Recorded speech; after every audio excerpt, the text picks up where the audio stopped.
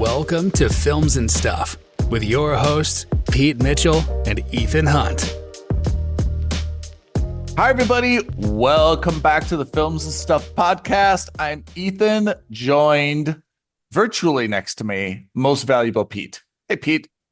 How are you, buddy? I'm good and I'm comfortable because we are finally going to record the long-awaited results to our 2025 summer predictees. That's right. It's been a long summer. It's been filled with surprises. So let's go through it.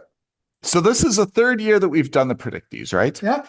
How it started initially was we had all these ideas in terms of how the summer box office season would go. So we wanted to start a little friendly competition, but also flex a little bit of our cinematic knowledge by predicting what would be kind of the top 10 revenue generators based on box office. And we started to come up with this system where we'd award ourselves points for accurate predictions, bonus points if they were absolutely, slotted in the right place in the top 10. And then, of course, not just choosing what we thought the top 10 would be, we also gave ourselves 2 wild cards as well. So 2 years ago, the first annual predictees, Pete prevailed. Last year, it was neck and neck. And you pulled it out in the end. So you had back-to-back titles. Now you're going for the three-peat. That's right. Will Pete three-peat? Yeah, let's see if you can pull it off. You want to go through the scoring system first, and then we'll start to do the reveals 10 through 1. Each of us placed our top 10 and 2 wild cards. So we have 12 movies on our list. If any of our top 10 movies were on the actual top 10 list, we got 3 points for each successful prediction. Mm-hmm. We get a bonus of 2 points if we placed it in the right space. So, for example, if we said Superman was going to come in second place and it actually came in second place, we would have gotten 5 points. 3 points for the successful prediction, 2 points for being accurate. Right. And because we're only focusing on Hollywood releases, but worldwide, we've given ourselves 2 wild cards as well. So basically, we chose 12 movies for the top 10. And if either of our wild cards were on the top 10, we get 1 bonus point. I think it's a good system. I mean, we've done it this way this is our third year now, and I think it's got, to be honest, the right balance and the right incentives for both of us. Exactly. Should we just start going from 10 to 1 and start revealing? Okay. So what's number 10? I'm just so surprised and shocked that number 10 is Weapons with worldwide 252 million in box office receipts. And I was just commenting to you not 30 minutes ago when we were just doing a little bit of prep for the show. I was looking at what's playing in cinemas now, and I was just like disgusted by the absence of like any good movies, except Weapons is somehow still on like 5 showings a day. It's bonkers to me. This movie has made $250 million. And look, not to take anything away from the movie or the actors, but I didn't see it coming. Like, it wasn't even on my top 12. Not at all. This is my understanding of Weapons, having not watched it. It is not a horror movie. It is kind of like this little M. Night Shyamalan. Yeah. It's supposed to be creepy. It's supposed to keep you on the edge of your seat, but it's not like there's any stabbing or throat slashing. It's just kind of all this like creepy innuendo and creaky doors and creaky floorboard. I mean, that's not it exactly, but it's supposed to just be kind of like a mystery. Yeah. But in a scary way. Supposedly. It's not my cup of tea, but again, not mine either. Yeah. All the more because I did not see it coming. Like, it really came out of left field. I agree. Number 9 was Final Destination 8 Bloodlines with a total of $307 million. Did either one of us predict this? It was on my wild cards. Oh, it was. Yeah. I think you've seen more Final Destinations than I have. I saw the first 2, and that's it. It's not a horror movie in the traditional sense, but at the same time, it's kind of like that where eventually everyone in the cast dies. Yeah. As you mentioned, not my cup of tea. No. Oh, I'm so excited to announce number 8 is Thunderbolts, 382 million. Where did you and I expect Thunderbolts to be?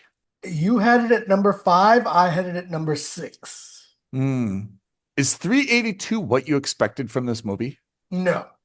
More or less. Let me rephrase that. I didn't think it would do as well as any of the other superhero movies of this summer, but I certainly didn't expect it to be as low as 382. I agree with you. So this is a Marvel movie, existing cast that we know very well, right? And characters we know and have liked from previous. I guess that's what I was trying to say. It's not just the fact that it's got Florence Pugh, Sebastian Stan, Julia Louis-Dreyfus, David Harbour. It's we know these characters, right? Yeah. Like we know Bucky Barnes very, very well. We know Red Guardian, David Harbour's character.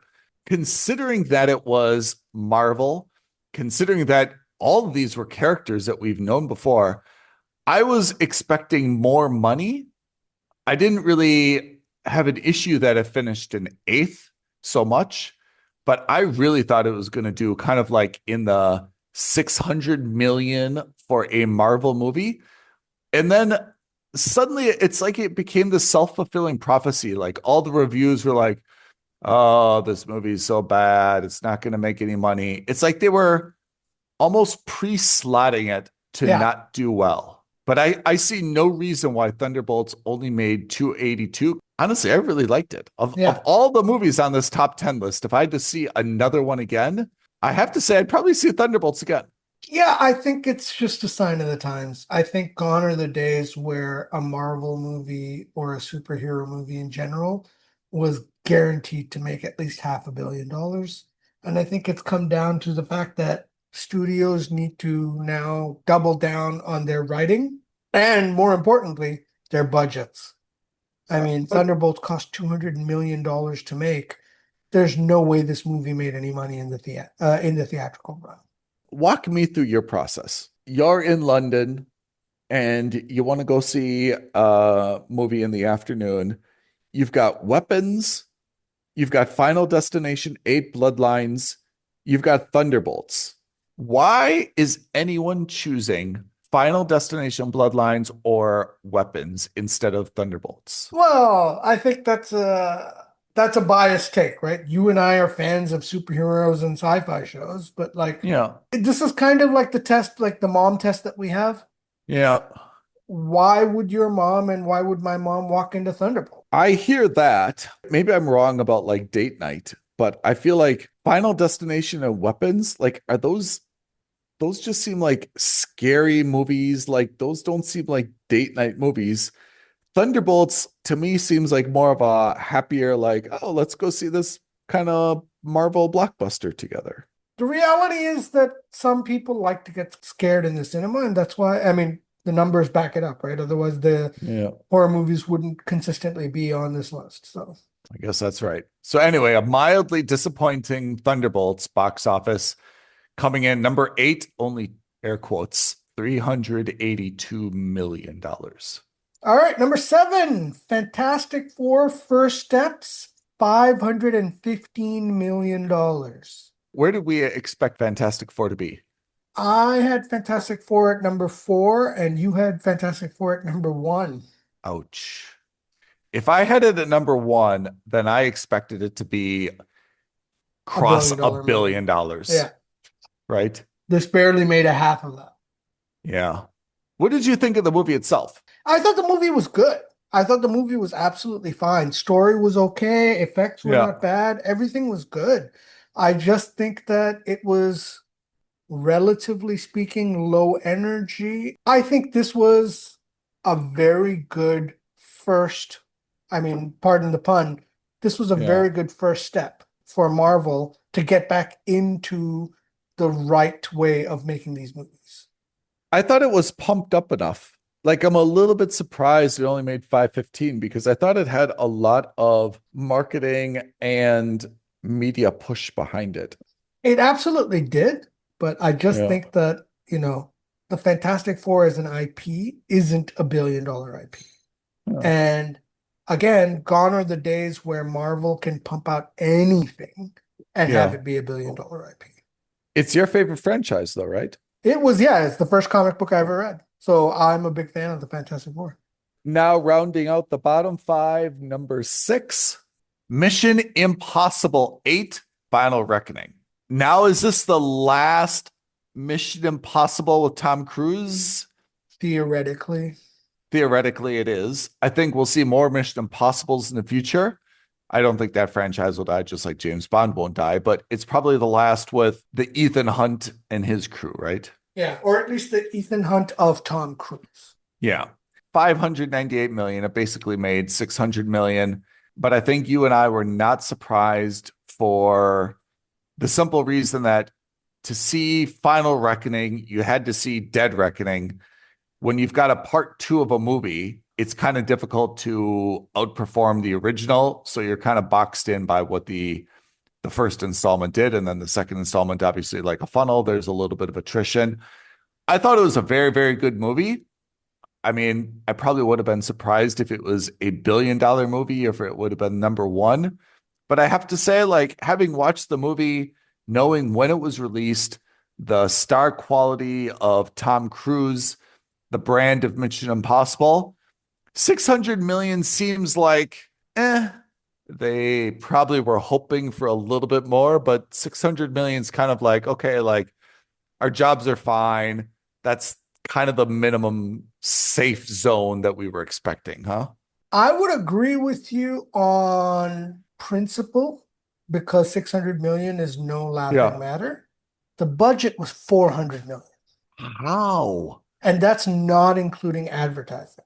And that's why this movie was a disaster for Paramount. I don't know where that money went. Yeah. All right. Take it away with number five. All right, number five, Superman with $614 million.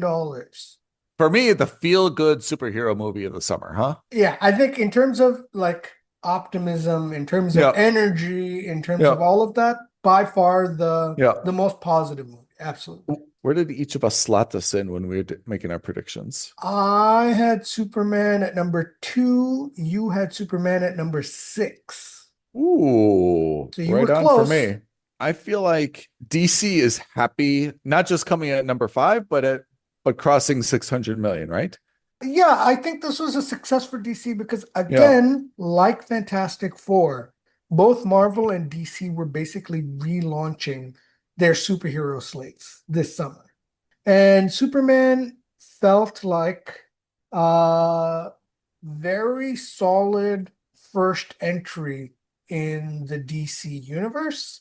Going forward, I think it's a very positive thing. Do you think that threshold is the floor or the ceiling for the next Superman or the next DC installment? I think this is a floor. I honestly expect the next Superman movie to be much more successful. I expect the next DC Universe movies in general to be much more successful as long as James Gunn can control two things. One, the budget. Yeah. Yeah, because this was $225 million, which Yeah. to me is a bit high for what we saw on screen, but at the end of the day, it's their flagship product. I think that you need to go with it. Fine. Yeah. Two, and more important than the budget, I think James Gunn needs to control his base instinct, which is Yeah. to go weird. I was gonna say his impulses. Right? Yeah. Because even in this one, we saw him go a little bit weird. He Yeah. needs to go a little bit more controlled, especially if he's going to do a Batman or a Wonder Woman or whatever. I think he needs to just say, hey, listen, I'm not going to do something so out there that people are going to get turned off by. Let me take a counter position. All right. You think that 614 is a floor, that it made a very good first impression, high energy, and that it's going to kind of like attract a wider audience next time. I would take the position, again, I'm not sure if I fully believe it, but for the sake of argument, that this is a ceiling, that now all the people that really wanted to see it have saw it, and they've all kind of walked out of the cinema saying, yeah, the guy's good. Like the new Superman. Okay, interesting. But they haven't really like sung its praises or evangelized to anyone else who hasn't seen it. And there's no one who hasn't seen it who's been like, oh, I really missed out on that. Like, I was minimizing Superman, but then everyone who saw it said it was just like so amazing and so good. And everyone's talking about it. And it's like everywhere at, McDonald's and here and there. And I can't escape it. Like, I've got to see the next one when it comes out. This has performed as well as possible, that there was a lot of maybe pent up demand for a Superman after a long time. Everyone wanted to see the first look at the new guy, James Gunn. The narrative was out there, and it came out and it made the biggest splash possible. And just like whenever you throw like a stone into water, the first ripple is the biggest, and then it kind of like diminishes after that. And now Superman is just going to kind of bounce along, but not going to exceed this dramatically, because all the people who have wanted to see it have already saw it, and no one walked away like, oh my gosh, it's the best thing ever. I think the only counter, or the only reasonable counter I have to that argument, is that of the DC tripod, Superman is, in my opinion, the least interesting character. You have Superman, you have Wonder Woman, you have Batman. I think that whatever the next movie is going to be, whether it's Batman or Wonder Woman, the next IP, I think people are going to look at Superman and be like, listen, if they could do this, and if they could do something really positive with Superman like this, I can't wait to see what they're going to do with Wonder Woman or with Batman. That's true, but also I think I think you don't make the point, but I think you're leading to the point, which is actually Superman performed well enough that James Gunn is going to have latitude on the next film. That if this would have bombed, he may have had less rope, basically.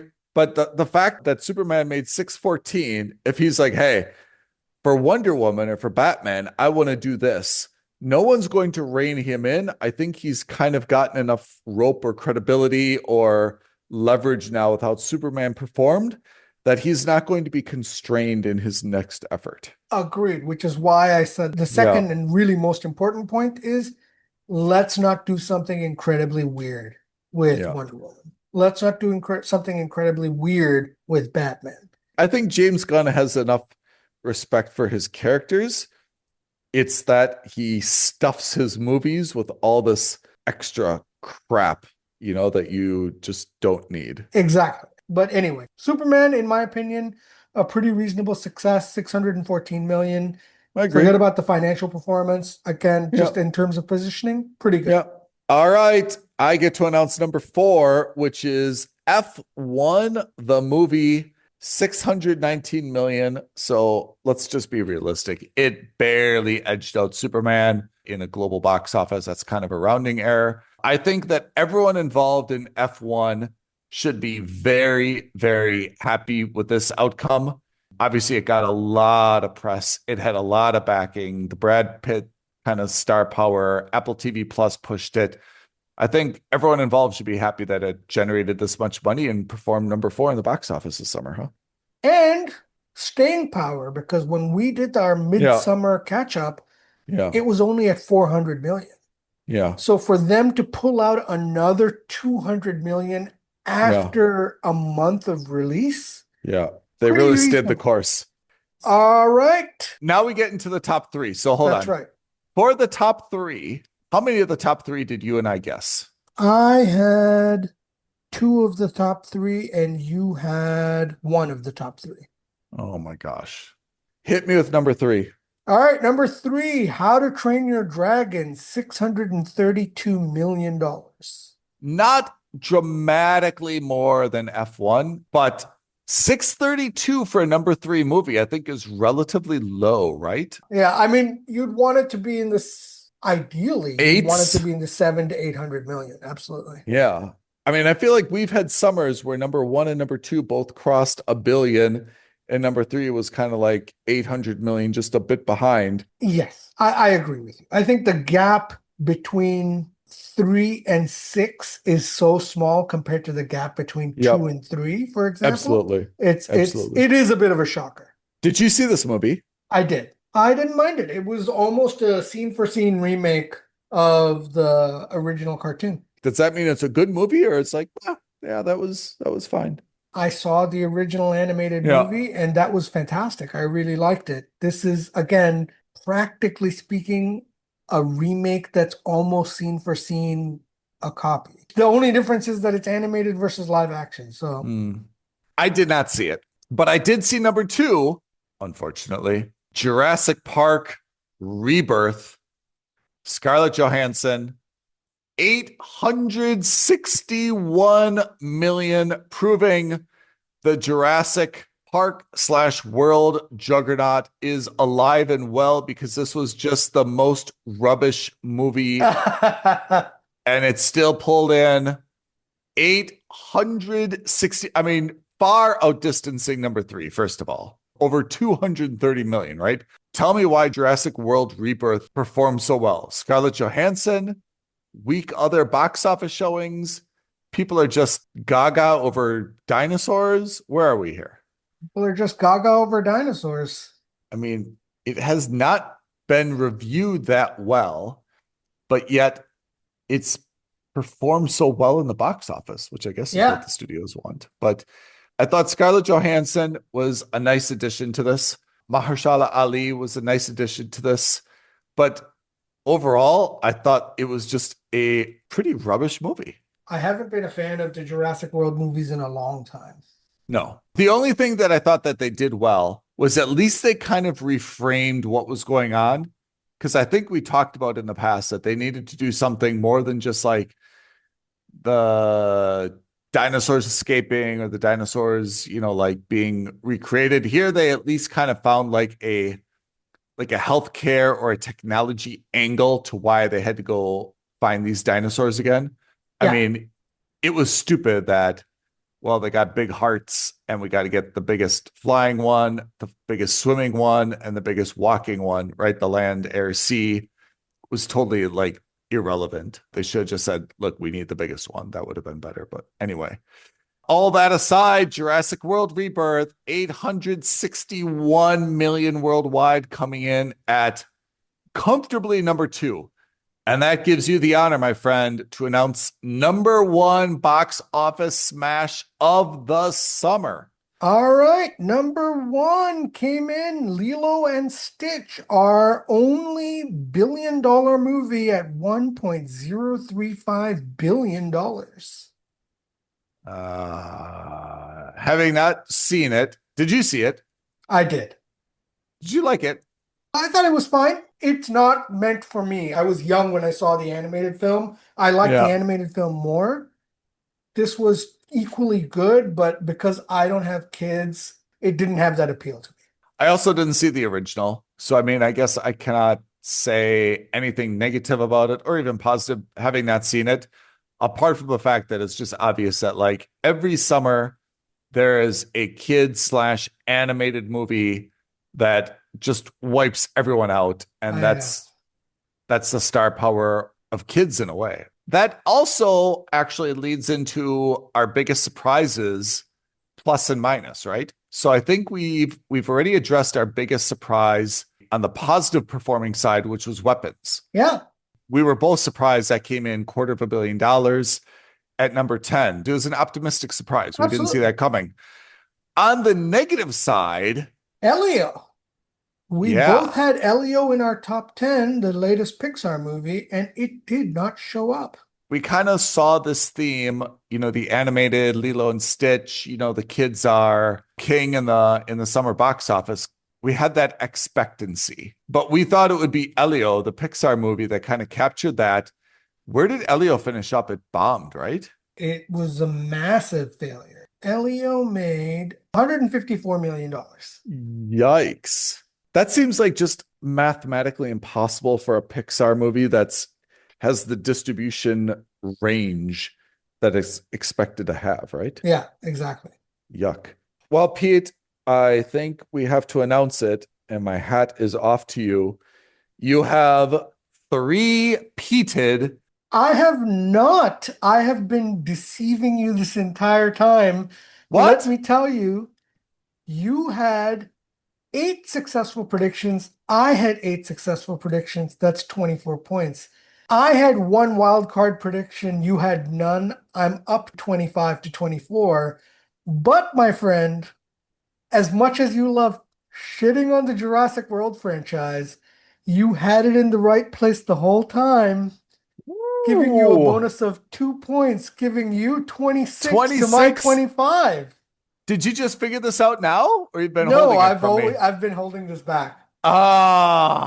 Just because I thought it would be a nice way to celebrate. No way. Oh man, I've defeated you, prevented you from having the three-peat. I mean, the first year we did this, and I think we were just kind of like sticking our finger in the wind, like, yeah, I think this will perform well. Last year, I think we did a lot of metrics in terms of comps and kind of like historical performance. And this year, we were really, one of the reasons I think our performance was so close is that we really had a good sense of how films are going to be perceived, what their historical comparisons are going to be. I mean, Elio's a good example. Okay, we were both wrong, but we had it in the top 10 for the right analytical reasons, you know? The same thing with Jurassic Park. I chose this number 2. I think I even commented, I'm sure this movie's going to be crap. I don't really want to see it. But knowing how Jurassic has performed every single 4 years, it's undeniable so far that when they put a Jurassic movie out with the logo, with the banner, with all the red and the black, it's going to make somewhere within, a stone's throw of $1 billion. Absolutely. Whether it's gonna, in 4 years, they'll have entirely new cast, an entirely new premise, and you and I will still be crapping on it, and it will still probably outperform our expectations just because it's kind of that one movie. And I see the appeal, and on the one hand, I want to applaud the appeal. If you're on date night, I don't know why I always use date night, but I do. And you're like, hey, what should we see? There used to be, you don't get dumped for taking your significant other to go see Jurassic. Yeah. It will be fine. And I think that's kind of like the lowest common denominator quality of these Jurassic movies is that, look, I want to see a movie, or I've said I'm going to go see a movie with my friend or my boyfriend or whoever it is. And at the end, you're like, well, look, this will be okay. It's probably not going to win an Academy Award.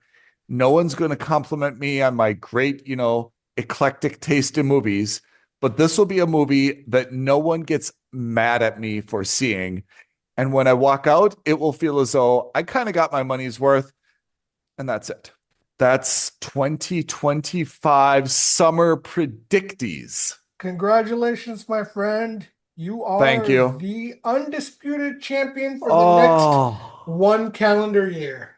It feels good. It feels really good. And I can't wait to do the 4th annual ones, the summer of 2026. It's really turned into, I think, one of our nicer annual rituals. Yeah, absolutely. I look forward to it every year. All right. Listeners, thank you for tuning in to this episode, this special episode of the Films and Stuff podcast. We will see you again next week, regularly scheduled time. Pete, thank you for your time. Listeners, thanks for tuning in to this episode, Films and Stuff podcast. Thanks, Ethan. Thanks, everyone. Bye now. Thank you for listening to another episode of Films and Stuff. If you haven't already, please subscribe and review on Apple Podcasts, Spotify, or wherever podcasts are downloaded. Films and Stuff. There is no substitute.